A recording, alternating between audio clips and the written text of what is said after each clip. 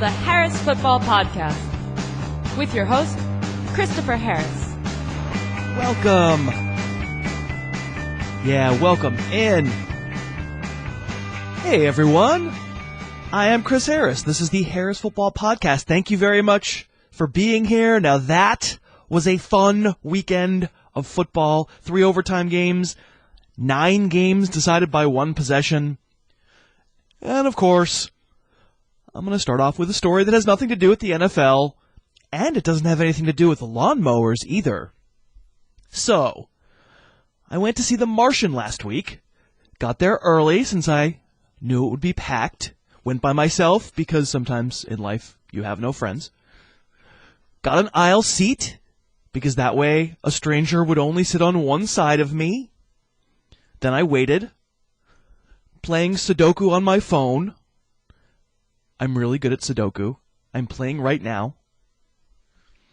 So anyway, the theater fills up. Maria Menounos tells me about all sorts of crap I don't care about, like what stupid show is coming up on USA Networks this fall. And sure enough, someone sits next to me, and that's okay because literally every seat in the entire huge theater fills up. The movie starts. Matt Damon, fine movie. Didn't love it. Completely inoffensive. Disney movie in space, basically. But it was a little difficult to enjoy because the woman who sat next to me was the sickest person in America. She couldn't breathe through her nose. Seriously, you know those strangled inhales you make when you can't get enough air through your nostrils? 2 hours of this. And she coughed the entire film with her mouth open, never once covering her mouth. I gave her withering stares, but shockingly, a person selfish enough to come to a theater in the throes of the bubonic plague isn't aware enough of her surroundings to notice withering stares. There she was, slack-jawed, her stupid boyfriend on the other side, staring up at the screen, looking like a hooked fish with her stupid mouth open. And if you saw me at the theater the other night, I'm the derp who had his hand up against the side of his face, trying to half pay attention to the movie while also trying to only breathe aisle air. And yes, the next day, I had a cold. I know it's harsh. I know I should forgive. You're sick. Stay home. I can't help it. I hate that woman. And by proxy, not that crazy about Maria Menounos. Today's kickoff. What's that? What? Football? Oh yeah, that's right. It is Monday, so it's time to cheer up because it's part 1 of our Week 5 film review. I'll be reporting what I saw that's fantasy relevant on game film from 49ers Giants Sunday night. Also Seahawks Bengals, Bears Chiefs, Saints Eagles, and Patriots Cowboys.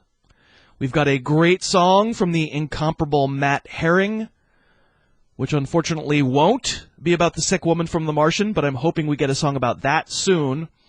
Then Denny Carter from Draft Day Consultants and the Living the Stream podcast will come aboard, and we'll review tape on Washington, Atlanta, and Denver, Oakland, and give a preview of Monday night's game between Steelers and Chargers. Most of us are trying to find more time every day to get things done, so you can't let trips to the post office slow you down, and now you don't have to, thanks to Stamps.com. With Stamps.com, you can buy and print official U.S. postage right from your own computer and printer. Stamps.com will send you a digital scale that automatically calculates the exact postage you need for any letter or package, any class of mail. You'll never waste valuable time going to the post office again. Do everything right from your desk with Stamps.com. Print the postage you need, put it on your letter or package, then just hand it to your mail carrier, and you're done. We use Stamps.com to send out swag to our Film Don't Lie trivia winners, and it saves us time and hassle. Right now you can sign up for Stamps.com and use my last name, Harris, for this special offer, a 4-week trial plus a $110 bonus offer, including postage and a digital scale. So don't wait. Go to Stamps.com, and before you do anything else, click on the microphone at the top of the homepage and type in Harris. That's Stamps.com. Enter Harris. Well, let's start out with a look at Sunday night's barn burner, San Francisco against the New York Giants. turns out Carlos Hyde, pretty good football player. It's a little played out to say he's game flow dependent in today's NFL. I challenge you to come up with more than a few running backs who aren't game flow dependent. Hyde is someone I think you play every week because he's talented. There are probably some stuffs in his future because his offensive line isn't the best.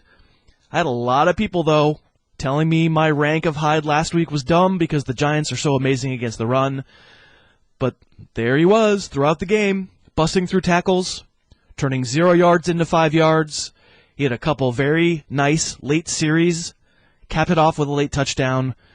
My guess is if you sat him, you probably regret it. I say against the Ravens next week, don't make that mistake again. As for Colin Kaepernick, if you hadn't seen the Niners play the past couple weeks, but heard me talking about how he'd looked and then tuned in for this one, you must have been like, typical Harris, making someone sound worse than he is, just like that poor sick lady at the Martian. Trust me, this was a far better Kaepernick.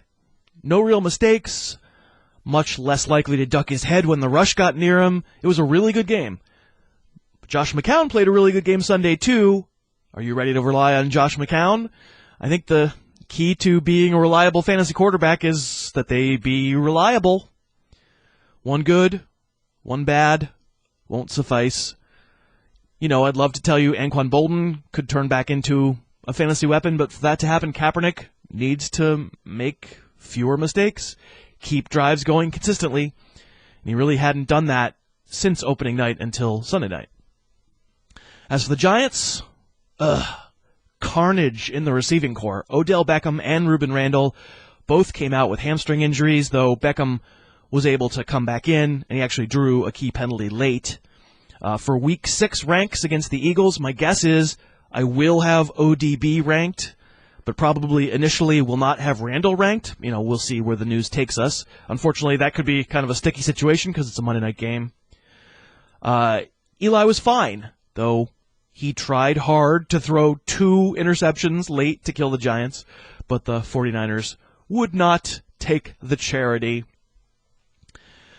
You know, mostly after getting burned, trying to disguise their coverage early, the Niners just played the most vanilla cover 2 imaginable almost throughout the entire game, begging the world not to get burned, and that led to Eli having a lot of time, a ton of open receivers on underneath stuff, and he really marched the offense up and down the field all night. Kind of hard to tell if the Giants' offensive line is really good. The Niners just played so not aggressive, but you have to admit, it's been a few nice games in a row for the Giants.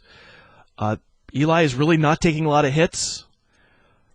Remember, I had Ross Tucker on this summer, and I asked him who his number one problem offensive line this year would be, and he said the Giants. And that is not meant to call out Ross, because Ross knows way more about what makes a good line and a good offensive lineman than I ever will. I think what it tells us is a lot of the time we really can't tell beforehand. Line play is a lot about, I hate saying chemistry. I'm not going to say chemistry. Congealing. It's a lot about, becoming a 5-piece set of steak knives, being in rhythm, knowing when the other guy's going to let someone go, when you should get to the second level. It's just something to keep in mind for next year when someone tells you that they know for sure that someone's line is going to be terrible. Okay, so anyway, running back-wise, Rashad Jennings, he was an important part of the game plan in the second half, but loses so much time in the spread to Shane Vereen, plus he lost 2 goal line carries to Andre Williams, and of course Williams was stuffed. Tough to trust any of those guys week to week. Vereen can have games like this in PPR. Oh yeah, and Duck Hands Donnell. Invisible most of the game, but man, the game-winning grab was pretty amazing. For fantasy, he's totally just another guy. And actually, you want to know how bad the NFL's drop statistic is, Giants fans? Giants fans watch Larry Donnell, and they know. And would you believe I looked it up this morning, and he's been credited officially for having 3 drops his entire NFL career? How amazing is that? I bet we could look at his tape the past couple years and find 10, but not on that last catch. That was awesome. We're also sponsored today by DraftKings, and on our Harris Football listener private group of 300 didn't go so well for me this week. I picked Amir Abdullah.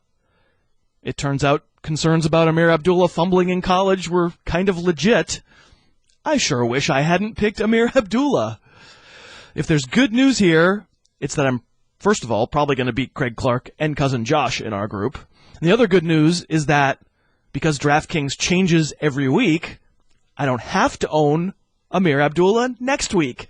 In fact, I can own anyone I want. I pick 9 guys under the salary cap based on that week's matchups, and then put together points just like I do in commissioner-style fantasy. We have a ton of fun playing against all of you. And remember that when you play in the DraftKings Millionaire Maker, you've literally got a chance to win $1 million every single week. No matter what kind of contest you play on DraftKings.com, I think you'll have a ton of fun. And DraftKings is so confident you'll like it, they'll give you a free contest. Just go to DraftKings.com and enter my promo code Harris. That's DraftKings.com, enter promo code Harris. Game Film Rewind. So why do I have a feeling that the player that the Seahawks-Bengals game revealed the most about was actually Calvin Johnson? Remember last Monday when the Seahawks basically let Kerry Williams cover Megatron all game, and Megatron didn't blow him up? Well, in this one, Seattle let Williams cover A.J. Green for a few minutes, and it was insane. Green just dog-walked him all over the field to the point where the Seahawks had to put Richard Sherman on Green for the rest of the game. Green actually had a 72-yard touchdown on Williams in the first quarter, called back because of a holding call. Predictably, after Sherman was on him, A.J. had 4 targets, 2 catches, and 1 interception on a target thrown at him. Thomas Rawls produced the big box score. I wouldn't say, overall I was crazy impressed, but you don't really need to be. His touchdown run was definitely above average. Weaved through traffic, got around a lazy tackle, not all that amazing, but then, he probably should have been down 3 times once he broke to the second level, and he just kept powering through guys on his way to a 69-yard score.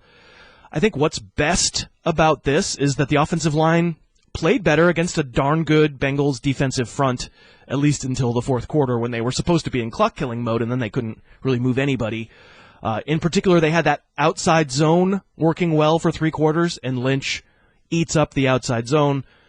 Certainly, we now know Rawls is a pure handcuff for Lynch, and frankly, it won't surprise if Rawls siphons off some of Beast Mode's production even when Beast Mode is healthy. Although when push comes to shove in key spots, my guess is Lynch will still be the man. Tyler Eifert, up and down, like just about every tight end in the league, except Jimmy Graham, who apparently will never have ups. But at least in Eifert's case, his ups are pretty high. It was the exact same play twice that the Seahawks failed to cover twice. He scored a touchdown twice, but we'll take it. Jeremy Hill went right back to Annoyingville. I am Jeremy Hill, and I live in Annoyingville. 25 total yards on 9 touches. He's doing his best Alfred Morris. He's not part of the game plan when the Bengals fall behind like they did Sunday. Like I said about Carlos Hyde, join the club. Even guys who score 3 touchdowns one week have the potential to be super game flow dependent the next. I'm not sure what you're supposed to do. It'd be great to tell you to cut bait on Hill and find a back who won't be so up and down. Unfortunately, there are like 5 of those guys in the league, and one of them just tore his ACL. And if you can't really believe entirely in Hill, you can't entirely believe in Gio Bernard either, because he's the bizarro Jeremy Hill. When Hill's up, Gio's probably going to be down, and vice versa. The tape isn't really telling us anything about these guys' talent that we didn't know. Bernard is the more dynamic player in space. He's more diverse in his skills. Better receiver, better pass blocker. Hill doesn't have a lot of variety to his game, but he's the battering ram when the game flow works in his favor. Speaking of the stud running back with the torn ACL, Jamaal Charles, man. This one stings. One of my favorite players, a Longhorn, plus one of the few running backs you could really get behind every single week. So what happens in the Kansas City backfield in his place? My super deep sleeper from this summer, Charkandrick West, took over the bulk of backfield work in the second half Sunday. And he looks to be the initial favorite as the guy to own. Nile Davis, We were sort of sold him as the handcuff this summer for Charles, weren't we? Faded into the background beginning week 4. Only got one series in the second half in week 5. West made the super deep sleeper list, not because I study tons of tape from Abilene Christian, which I do not, but rather because good preseason work, interesting workout numbers, sort of a jumper guy, broad jump and high jump, which often translates to that short area quickness, the burst between the tackles that you want. Also, Nile Davis, he has really interesting raw skills, and he definitely has put together good fantasy days in the past, as we know. A lot of the times it's been because of high volume, but he's a big guy who with a lot of straight-ahead speed. Still, the Chiefs bypassed him in favor of West, and I think probably right now, if you're going to add one of them, that's your guy, Jarkandrick West. I do, though, think that Davis can be added too. He's 20 pounds heavier. He's probably more of a home run hitter with that sprinter speed. Bottom line is I think both guys should be added in all league. The situation's not going to be exactly the same in week 6 as it is later in the year. Almost certainly someone is going to nudge ahead, and it would be frankly nice to own both of them. As for Jay Cutler, did I mention...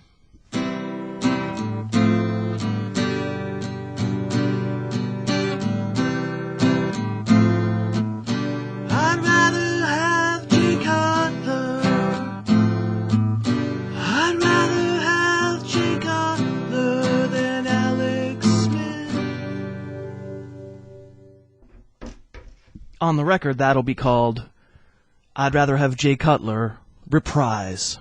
Yeah, Alex Smith was maddening here, and Cutler showed quite good pocket mobility, as he constantly had threats from the edges, but really, I'll be honest, he didn't do a lot until the very end of the game. How did the Chiefs lose this game? Up 17-6 with 4 minutes left. Cutler just missed a wide-open Martellus Bennett streaking down the sideline, but Jay Howard committed a stupid roughing the passer penalty on the play. Pretty soft call, but still no reason to make the late hit. Suddenly the Bears are in business. Somehow 4 minutes later they win. Matt Forte, well, he's one of those guys. One of those few running backs. Boy, is he a good player. Is there anything in that ragtag band of Chicago receivers? If Alshon Jeffrey and Eddie Royal both miss more time, Marquise Wilson started strong Sunday, disappeared for a long stretch before catching a perfect Cutler throw over double coverage for a touchdown, and then drew a long interference call to set up the game-winning score. I guess he's your ad here if you want to play the Alshon Jeffrey misses more time angle. You have Josh Bellamy, looked like he got hurt towards the end of the game. Cameron Meredith had a couple of nice catches, but I'd have a hard time adding them just yet. Let's talk Saints-Eagles. I think you're going to hear a lot of folks talking about garbage time in this game and how this or that player's stats shouldn't be believed because there was a bunch of fourth quarter garbage time. Probably the only player of whom that's actually true is Drew Brees. I didn't think Brees. I don't think he played well.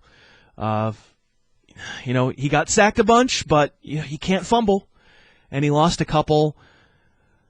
But I think you'll hear that people think Brandon Cooks was baloney in this game and that Willie Snead is really the guy. But, yeah, Cooks had a late meaningless touchdown, but Snead racked up 91 of his 141 yards once the Saints were down by 19, so ease up on that one. I thought Cooks was a pretty big part of the game plan here, and the Saints did target him down the field a little bit more. I think the conclusion is not so much that Cooks is definitely great and Snead is nothing. It's more that there's not that much of a distinction between them. It's disappointing if you drafted Cooks, but I don't think you'd want to say that Snead is ahead of Cooks right now. Marcus Colston, really bad drop while the game was still competitive. Similarly, those who have a DeMarco Murray axe to grind are going to say, oh yeah, great, late touchdown, blowout, nice job, DeMarco. But Ryan Matthews had a 33-yarder and an 11-yarder once the game was out of reach as well. I think the larger point is that for 1 week, anyway, we were back to looking at the Eagles' running game as if it's for real. You don't want to go overboard. It's tempting to retrofit an opinion that says the line is great again. The Saints are not world beaters on defense. But I did watch that tape pretty closely, and there really was more coherence. There were fewer breakdowns, especially when the Eagles ran zone. You know, those prototypical LaShawn McCoy runs, and Murray had a couple of those on Sunday. I think if you squinted, you would have thought it was McCoy. You know, that's as much about everyone on the line doing their job and not making mistakes as it is about who's talented and who isn't. I think, again, as is the case with the Saints receivers, the big takeaway, usage-wise, is, you know, it's kind of the nightmare scenario for anyone who drafted Murray early. It's a platoon. At least right now it is. You know, for 1 week it was. Ryan Matthews definitely more involved than he had been. Everyone's probably going to be involved. And, yeah, I mean, I think there are going to be some weeks where everyone produces, but then there'll probably be some weeks where one guy doesn't, and it's going to be frustrating. Finally, Jordan Matthews. You know, you see it out there on the tape. You understand how big he could be, how much he could produce.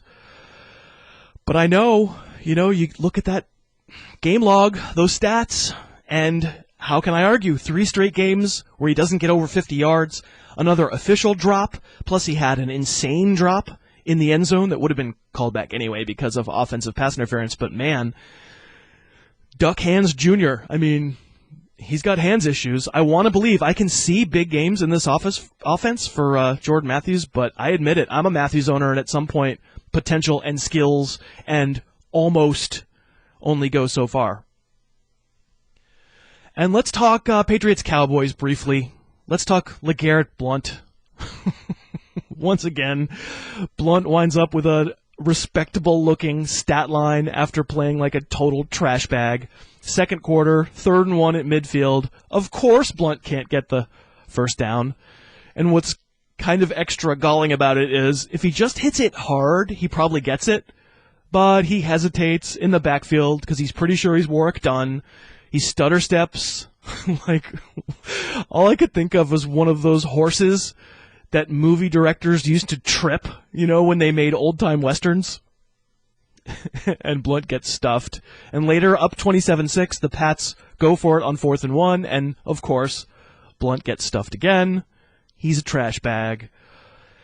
And then, of course, he has a meaningless 34-yard run with 6 minutes left, up by 3 touchdowns, and people are like, oh, that LeGarrette Blount, he's pretty good. The one who's pretty good is Dion Lewis. Second quarter, deep in Dallas territory, Lewis stayed in for a 3rd and 1 and quicked his way for a first down at the 1. And then in the third quarter, you saw the highlight. I mean, an unbelievable play in the red zone. Catches kind of a bad throw from Brady with one hand and somehow evades 3 guys getting into the end zone. My note for that play was, holy moly. So against the Colts next week, you know what the Patriots' history tells you. They want to use a big back and just stomp all over Indy's defense. So Blount is probably usable against my better judgment. This is a LeGarrette Blount game, as they say. But I'm not getting away from using Dion Lewis either. By the way, I think the Patriots commit offensive pass interference on every single play now. It's unbelievable. They just assume it can't be called on every single play, so they just pick on every single play. It's amazing. Cowboys defense played really well in the first half. Greg Hardy may be a horrible human being. He sure is a good pass rusher. But the Cowboy offense it has nothing. No receivers who are healthy, who scare anyone on the outside. Terrence Williams, stop. You know, there are going to be plays every so often, but he's just not a physical player at all. And plus, you know, you got Brandon Weeden doing his Alex Smith impersonation. He won't throw up more than 5 yards down the field. The CBS announcers going nutty because Weeden has consecutive completions. Like he's got 12 consecutive completions, as though they're trying to convince us he's good. It just shows you how dumb that football coverage can be at all levels. Really never a chance the Cowboys could win here because they just wouldn't take shots. My guess is that after Dallas is by, that Matt Castle is going to start. Harris's Music Digression. Do people still know who Billy Idol is? Anyone listening old enough to remember who Billy Idol is? Well, Matt Herring does. And Billy Idol once had a song called Flesh for Fantasy, And it was actually a suggestion from Colin Haygood from La Liga Lebowski, the gentleman who runs the @La Liga Lebowski Twitter feed, in fact. Colin suggested Flex for fantasy, and Matt Herring, who is unbelievably talented, obliged.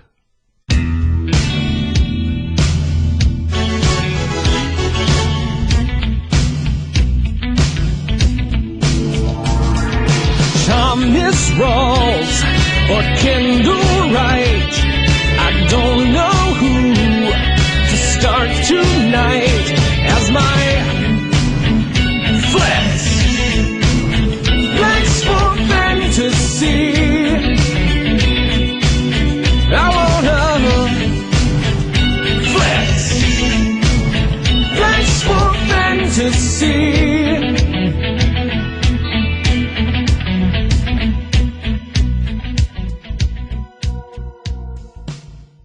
Today's guest. And today's guest is Denny Carter. You can find him on Twitter @CDCarter13. Hey, Denny, thanks for coming back. How are you? Yeah, I'm not bad. Thanks for having me on again. Of course. I should mention that on the podcast you do with JJ Zacharyson, who's also a regular guest on the show, Living the Stream, you guys mentioned as your preferred streaming quarterbacks for Week 5, number 1, Josh McCown, and number 2, Blake Bortles. I didn't think Bortles played great, but the results were there, so nice job. Yeah, I think we actually placed Alex Smith at the top of the pile, unfortunately, but we did have McCown and Bortles as really close plays there, and we got a lot of response from people saying, thanks for the McCown and Bortles recommendations, because wow, that really worked out. It sure did, and again, that podcast is Living the Stream. It's really, really good, and I recommend that folks check it out and follow Denny on Twitter. All right, so we're gonna wrap up. I've done like 1 million games already. I think the listeners think it's about 1,000,001 games, but we have a couple of good ones to talk about here. We're gonna start out with Washington and Atlanta. You can't talk about the Falcons without leading off with Devonta Freeman, decent in the first half, decent in the third quarter, but they started feeding it to him in the fourth. 56 yards rushing on that first drive of the fourth quarter, which is to take nothing away from Freeman because that's when it's hardest. That's when it matters most. Are you a believer that this is going to continue all season for Freeman? I have been a Devonta Freeman denier for 3 weeks now, and I can't. I concede. I concede completely. I mean, do you think it would be an exaggeration to say that Freeman is the centerpiece of that offense? I think Julio Jones is the centerpiece, but I think because the linebackers play back so much, Freeman's going to get a ton of work. Yeah, and he gets, like you mentioned in your breakdown of Freeman last week or a couple weeks ago, he doesn't see 8-man fronts. He just doesn't. And that was the case again yesterday. I think his involvement, even if, coming into the season, metrics, yards per carry, fantasy efficiency, all said that this guy is replacement level or worse. And you have to look at opportunity here because he has a tremendous opportunity. He's 5th in passing down snaps. He's 2nd in carries, and he's 2nd in targets. So, he's not just like a 2-down banger. He gets a ton of touches. He gets a ton of opportunity every game. And in Kyle Shanahan's offense, that's really hard to ignore. It is. I'm ranking him as a top 10 running back. I did this past week too, but we did a trade show on Friday in which I said I thought he was a sell high.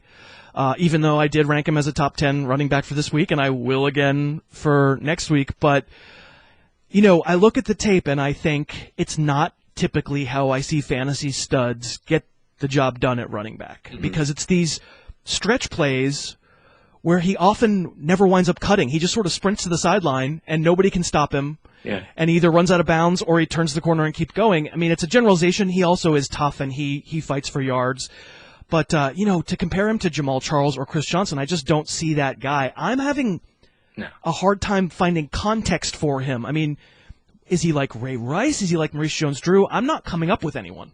No, yeah, I don't think, because MJD was a similar stature, but he was great between the tackles, and they don't even try for between the tackles, really. And when they do, it doesn't work. I mean, we saw that a few times a couple weeks ago when they played Houston. So, again yesterday, right? It was just sprint out to the edge and pick up 7, pick up 8, over and over. And like you mentioned, he's passing game wise, the linebackers, the safeties, they're all terrified of Julio. And, so he has this huge cushion with which to work every time he runs a pass route. It's just a tremendous opportunity. It really is. So I need to wrap it up with saying, would you sell a high on him? I mean, it would have to be really high, but would you trade Devonta Freeman for A.J. Green?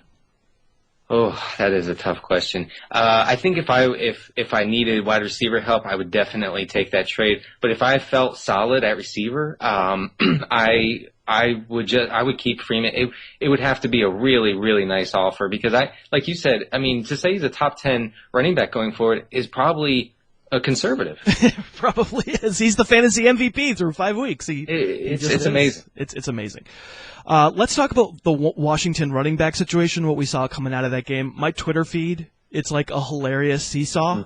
Mm-hmm. 1 week, Alfred Morris plays well, gets most of the carries. Twitter's like, is Matt Jones droppable? Yeah. Exactly 1 week later, Morris doesn't get much going early. Jones, a little bit better. He scores the touchdown. And this morning, literally, my Twitter feed is Alfred Morris droppable. So, Denny, is Alfred Morris droppable?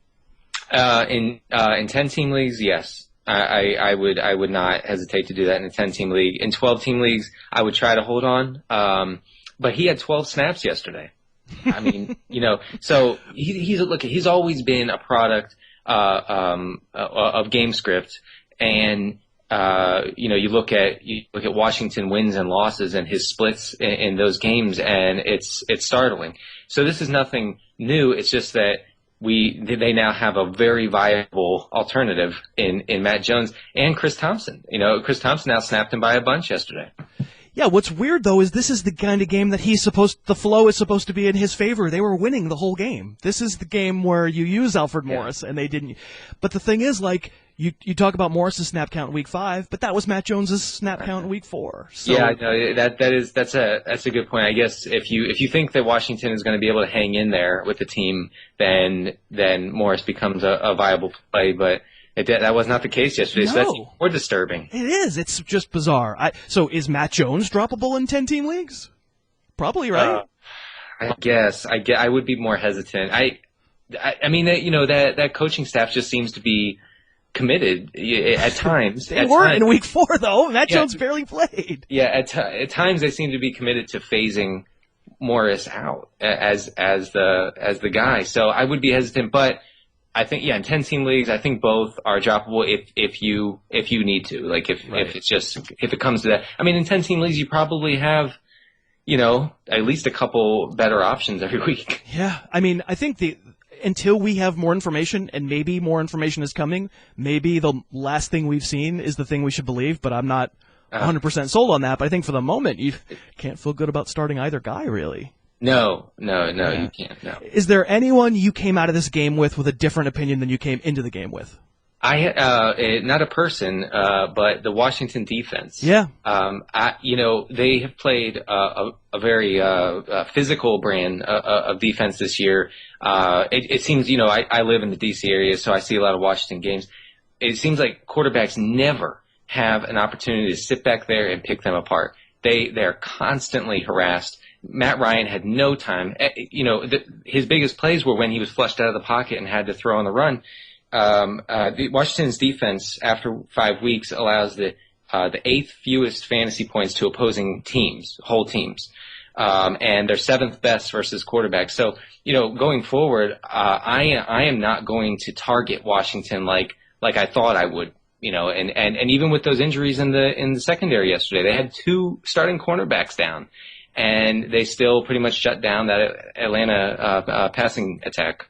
And it seems, I mean, you can correct me if I'm wrong because I wasn't paying 100% attention just to this when I reviewed that tape, but it didn't seem like they blitzed that much to get that pressure.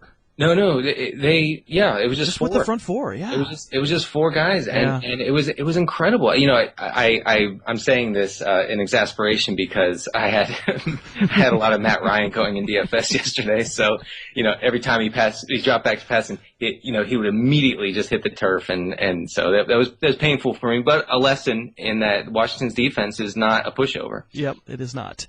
Let's move on to Broncos Raiders, also known as the Owen Daniels game. Oh my gosh. I spent last week saying I wasn't going to take the cheese on Daniels despite everyone knowing exactly one fact about the Raiders defense, which is they give up a bunch of yards and touchdowns to tight ends.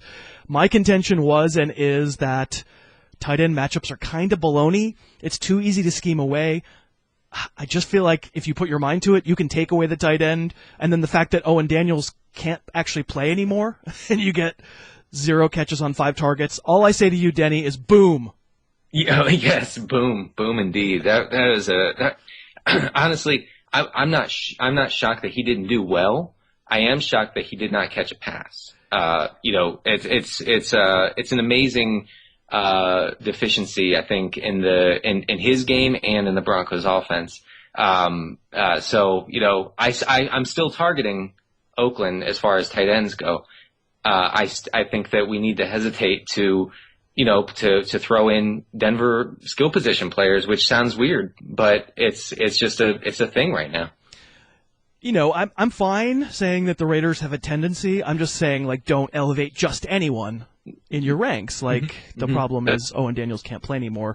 Tell me about your impressions of Peyton Manning, and I have a feeling based on what you just said that there was a lot of floating out there. You weren't that impressed. Yeah, I think you see it in the way that defenses treat the Broncos now.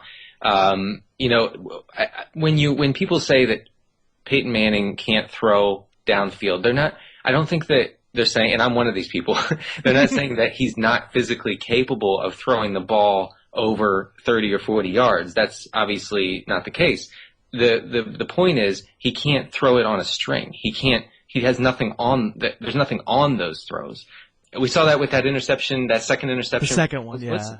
I mean, I understand that ball needed to be up in the air over the defender's head, but I watched it 2 or 3 times, and it's just a floater. It's just an ugly duck floater. And Woodson came from the middle of the field, on that ball. That he had forever to get there, and it's very concerning. It is, and yet he continues to be an okay fantasy quarterback, and in the world QB of 23 after 5 weeks. Yeah, but I mean, realize those first couple were the bad ones. He wasn't good yesterday, but he'd been pretty good in 3 and 4 weeks, 3 and 4. But yeah, I mean, I'm with you that we can probably we should at least reevaluate the idea that the Broncos' weapons are all part of this amazing, well-oiled machine that it's been in the past. It's not the case. And in fact, Emmanuel Sanders going forward is probably your safest bet. He runs a lot of the routes that Peyton can throw and does throw right now with how he's playing. Again, I don't want to get caught up too much in the moment, though. I still think Demaryius Thomas is going to be heard from. He wasn't very good yesterday, but I think he's going to be fine. The Broncos' backfield, source of much vexation, looked to me like the platonic ideal of a completely split backfield between Anderson and Hillman. Is that what you saw? Is that the name of your next album, the platonic ideal of a completely split backfield? Yes. Yeah. I get a lot of questions every Monday. Should I drop C.J. Anderson? Yeah, I mean, you can't play him. Yeah, but you can't play Hillman either. I mean, it wasn't the game that everybody hoped where Hillman would suddenly get a chance to be the star. Like, no, this was. I mean, Jawan Thompson got a target. Like, this is not useful. Well, and so Hillman, the thought was that Hillman was the guy because he had that 70-yard touchdown against Minnesota. But besides, if you take that away, which I hate doing that, but if you do that, he didn't have a great game. Like he wasn't shredding the Vikings defense before that run. It was just that run. Totally agree. There's not a lot of value to be had there. C.J. Anderson was never someone who I was super psyched about buying low on. You probably can buy him now for a pair of cleats and leave him on your bench. That's fine, but you're not starting him anytime soon. I know you're someone who's, should we say, deeply suspicious of Derek Carr. Yeah. This was a hard matchup. But he saved his killer mistake for the fourth quarter as opposed to getting himself completely in trouble in the first quarter. How'd you leave this game feeling about Carr as a fantasy option? Yeah. I've had a lot of not so nice things to say about Derek Carr, but I have to say that him not having a catastrophic performance against a legit Denver defense is a good sign going forward for people who are either streaming the quarterback position, or if you're in 2 QB leagues, or whatever the case may be. Carr threw for 249 and a touchdown and 1 interception. He was QB 20 on the day. I'm not saying that that's great. I'm just saying that I think last year's Derek Carr would have seen a disastrous performance. Maybe 2-3 interceptions, maybe more. So going forward, he gets San Diego in Week 7 and Pittsburgh in Week 9. Those are 2 plus matchups, and with that surrounding cast that he has, which is significantly improved, I could see him going on a little bit of a run. Yeah, I think what's important about what Carr looks like on tape is that you're not seeing what you saw last year where the numbers looked okay, but the second you put on the tape, you were like, oh, he should have thrown 5 picks, and he only threw 2, right? Yeah. And this year, this game, he deserved to throw 1, and he threw 1. Like it seems like he's taking what the defense is giving. And I know that sounds like cliche, something you hear when you're watching the games on Sunday, but when I was watching that game, he checked down, he threw the ball away a lot. Yeah. And that's something that he just wasn't doing last season. Right. So Latavius Murray, also known on this show as Laxatives Murray, because of how Latavius spell checks into laxatives. We have an @Laxatives Murray Twitter account, which hopefully everyone now follows. Honestly, kind of seemed on his way to a fine game. Nothing big. Nothing. He's not Devonta Freeman or anything. Don't get me wrong. Gets a couple third quarter carries, trots off the field, not looking injured, not having fumbled, and we never see him again. I can't ask you because we don't know. I don't know what's up. But how frustrated were you with him? Yeah, I was perplexed because coming into the season, I just assumed that Roy Halou would absorb almost all of the passing down. Him and Reese would absorb all the passing down action. And then, Murray started to get involved in the passing game and started to, not come out on third down. And that was really encouraging for a couple weeks there. But then yesterday, like you said, he vanished. Maybe we'll hear something about an injury of some kind or something. But it was clear that if when the Raiders started to trail yesterday, his day was essentially over, and that's a little bit disturbing. Yeah, and considering he was benched for fumbling the week before, it's like it feels like he was kind of riding pine 2 weeks in a row, which is not what we need. No. 2 weeks ago, I thought that he was one of the most, reliable fantasy options at running back with all the, turmoil that's gone on at that position. Monday Night Preview. So let's look for a moment at Steelers at Chargers. We're assuming we're not getting Martavis Bryant for this game, so there's not a lot of personnel questions on Pittsburgh's side. It's going to be the same group, the Mike Vick group that we saw against the Ravens. But so there's some questions on San Diego's side. We're not going to get Stevie Johnson this game, and Antonio Gates comes back. What do you think, Denny, is the best case for Gates' usage this week? I think that Gates' usage is like we saw it last year, where he just sort of posts up near the sticks and gets people forget that he played basketball. No, I'm just joking. But, and posts up at the sticks and catches a bunch of short passes. Now I'm wondering if this is going to come at the expense of Danny Woodhead, who has been so involved in that short passing game with that really bad offensive line in San Diego. But I think that both can produce because that offense seems to be predicated on the quick short passes. From what you said earlier, I know, and I feel the same way, that neither of us is a big fan of the Steeler D or the Charger D. what's your opinion been of Melvin Gordon so far in what looks like a pretty decent matchup? Do you think Gordon's a buy low guy in advance of tonight? He's just not getting he's not getting those red zone looks. For whatever reason, Woodhead is the red zone option at running back. So, Gordon might be able to produce between the 20s, but until he gets that red zone action, I don't see him as a buy, especially because I seriously doubt that someone is going to trade him away for cheap right now. I just don't see that. Well, and he did get a red zone carry last week. Of course, he was stuffed. So yeah, I know that, and that would have changed the outlook on both sides of a trading Gordon situation. But I think I see the game plan for San Diego is attacking that Pittsburgh secondary, which I know has looked pretty good the last couple of weeks, but remember their competition over the last couple weeks. That's right. So, all right. So let's assume someone finds himself in a desperation flex situation for tonight, and I'll get you out of here on this. If you had to choose between Malcolm Floyd, Antonio Gates, Marcus Wheaton, or Darius Hayward-Bay in a pinch, who would you go with? Gates. Just on the idea of red zone, likelier to get a touchdown than anyone else. Absolutely. Yeah, Gates, because, probably will lead all of those guys in targets, probably has the best shot at a touchdown. Although I was leaning, when you asked that question, I wanted to say DHB. Oh, I wanted to say Hayward-Bay because, we saw in Vic's first start, I know he caught that touchdown. He was targeted, I think, 7 times.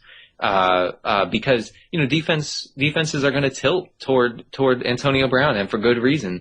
So that sort of made him a viable, but I would go with Gates. You were leaning toward DHB, and then you realized you only get fantasy points when the guy remembers to keep his feet in bounds. Yes, in most leagues, yes.